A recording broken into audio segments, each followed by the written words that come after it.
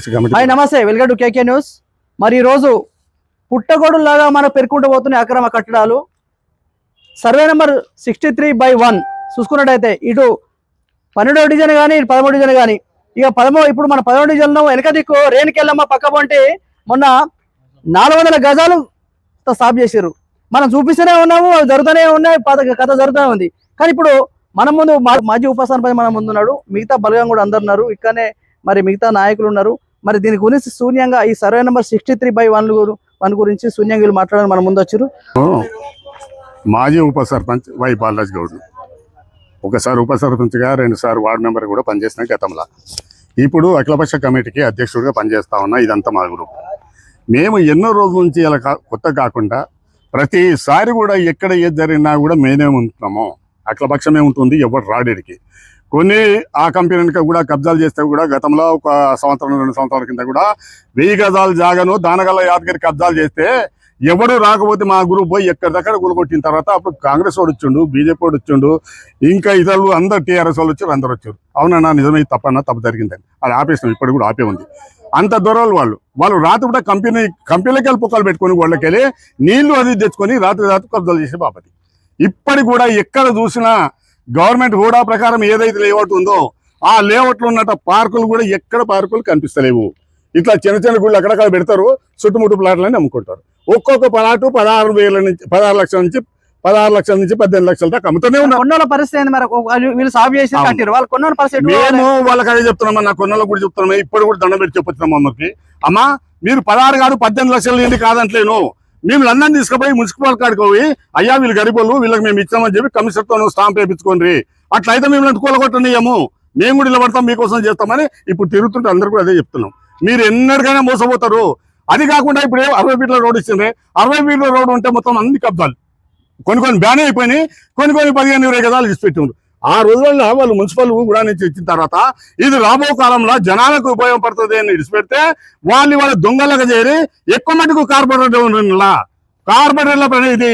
Corporator తొత్తులుగా ఇప్పుడున్నటువంటి mayor కానీ లేకపోతే ఆ డాచ్ కూడా తయారైంది. అయ్యా చేసుకపోరా అని చెప్పన్నట్టుగా ఈ రకంగా చేసుకోకపోతే గరీబోనికి రేపు ఏం న్యాయం జరుగుతుంది? ఇలా కాకపోయినా ఇంకా 10 ఏళ్ల కన్నా ఇదంతా డెవలప్మెంట్ అయిన తర్వాత రోడ్లన్నీ ఎక్కువ తీస్తాం అంటే అన్ని రోడ్లు గవర్నమెంట్ ఎక్కడ తీస్తాయి, ఎప్పుడు ఎక్కువ ఎప్పుడైనా తీస్తాయి. అప్పుడు వాళ్ళ పరిస్థితి ఏంది? వాళ్ళంతా ఎక్కడ పోవాలి? వీళ్ళకి ఎవరు న్యాయం చేస్తుండు అనే పొజిషన్ ఏర్పాటు అయిపోయింది. ఈ 6 రోజులు అయితే వీళ్ళంతా పోతారే. కానీ వీళ్ళు ఏమనుకుంటారంటే 6 రోజులు రాత్రి పగలు పొద్దున గంటలు లేకుండా 7 వరకు కంప్లీట్ చేస్తారు, డౌన్ తీసుకుంటారు. పెట్రోల్ బ్యాంక్ బ్యాక్ సైడ్ కూడా మొత్తం కబ్జా పెట్రోల్ బ్యాంక్ కూడా కబ్జా మొత్తం అయిపోయింది. సరే పెట్రోల్ బ్యాంకు పట్టా జాగా అనుకున్నాం, అది వేరే విషయం. ఈయనక 60 ఫీట్ల రోడ్ వచ్చిన తర్వాత ఇక్కడ ఏదైతే రోడ్ అవుతుందో అది రోడ్ ఇసి వాళ్ళకు ఆడ కబ్జాలు చేయడం ఏంటి, ఇల్లు కట్టేదేంటి? మరి 60 ఫీట్ల రోడ్ బ్యాన్ చేస్తావా నువ్వు? రైతాలను ఇందాకగాను అయిందంటే ఇంత అంటే బేకార్ కార్పొరేటర్లు ఈ మున్సిపల్ కాదు, నేను ఎక్కడ కూడా చూడలే. ముట్టి లంగలు దొంగలు లుచ్చలు ఏమన్నా కానీ సంపాదిస్తారు. గతంలో బీఆర్ఎస్ గవర్నమెంట్ ఉన్నప్పుడు మనం నిలబడ్డది వెజ్ మార్కెట్ కోసం ఇక్కడ ఒకటి అక్కడ కట్టిరు. ఇది కట్టడానికి బడ్జెట్ లేదు, అక్రమ కట్టడాలు కట్టడానికి పర్మిషన్ లేకుండా ఇష్టం ఉన్నట్టు విచ్చలవిడిగా పర్మిషన్ ఇస్తారు. మరి కరెక్ట్ వసూలు చేస్తే ఇటువంటి ఈ వెజ్ మార్కెట్ క్లియర్ అవుతుందిగా, దీనిపైన మీరు ఏమంటారు?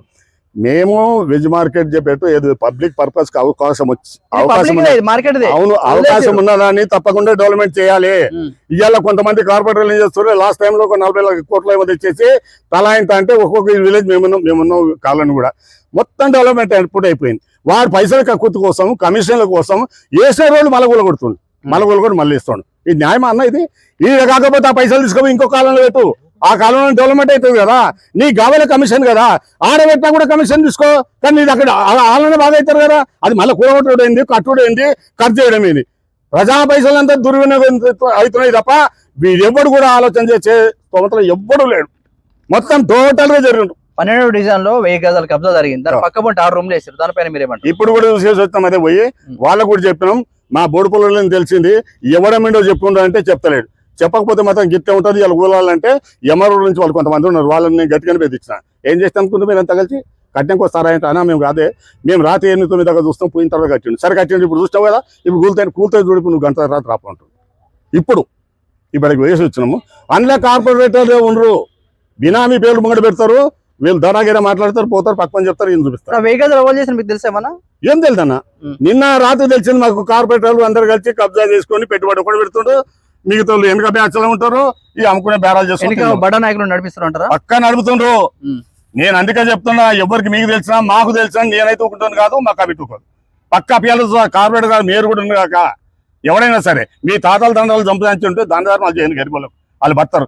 నువ్వు గవర్నమెంట్ ల్యాండ్ తీసుకుని నువ్వే అమ్ముకుంటే అందుకు నీకేం అధికారం ఉంది? లేకపోతే వాళ్ళకి పంటాలు ఇప్పి. చివరిగా ఏం చెప్తారు మీరు?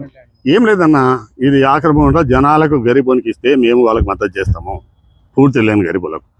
ఈ బినామీగాలు ఎవడైతే వచ్చేసి పైసల కోసం కక్కుర్తి బట్టి అమ్ముతుండ్రో ఎట్టి పరిస్థితుల్లో వాళ్ళ పేర్లు బయటికి రావాల్సిందే, అందరి దగ్గర కంప్లైంట్ చేయాల్సిందే. ఇంతకుముందు కూడా ఇవన్నిటి కోసం హైదరాబాద్ కూడా పెట్టొచ్చాం సంతకాలని మా దగ్గర. హైదరాబాద్ పని చేయదా దీనిపైన? మరి ఏమన్నా వాళ్ళు అంటుండ్రు సిర్ల కుంటలకే పని చేస్తా కమిషనర్ సార్, మరి ఈ గవర్నమెంట్ మూల పని చేయడా? ఇప్పుడు మళ్ళీ కూడా పోతున్నాం ఈ 4 రోజుల. అయితే ఆయన ఇంతమంది అంటే ఏమంటే చిల్లర కుంటలు ముందు చేస్తున్నాం మేము, తర్వాత అవి కూడా ఇచ్చిపెట్టాం, పార్కులు ఇచ్చిపెట్టాం, అది ఇచ్చిపెట్టమంటాం. మేమేమంటామంటే అయ్యా నువ్వు పార్కులు ఇచ్చిపెట్టా, అది ఇచ్చిపెట్టావు అంటే బాగుంది. అది ఇల్లు కట్టుకొని ఇంట్లో తీసుకొని ఇంట్లో పోయినా కదా నువ్వు చేసే పని. అది ఎవరు నష్టం జరుగుతున్నట్టు? ఎవడో మన సొంటోళ్ళు గరిపడి కొనుక్కుంటాడు, వానికి నష్టం జరుగుతుంది కదా. వీడు అమ్మినోడు బాగానే ఉంటాడు, మీరు బాగానే ఉంటాడు, మీ దగ్గర మళ్ళీ రికవర్ చేయలేరు కదా అని కూడా అన్నాం మేము. మా ప్రయత్నంలో మేము ఉన్నామన్నా. ఎట్టి పరిస్థితుల 24 గంటలు మేము అవసరమైతే మాత్రం పోతాం, వస్తాం. ఏడన్నా చెప్పు, ఎవడికి వచ్చిపోయిండు ఎవడంటే ముందు మా పిల్లలు వస్తాయి. ఎవరికైనా ఒక్క దగ్గర ఒక రూపాయి తిన్నట్టుగా అట్ల పక్షాన్ని 10 ఇచ్చినట్టే రమ్మని చెప్పు, మనం ఇది ఏదంటే చేస్తాం. Thank you.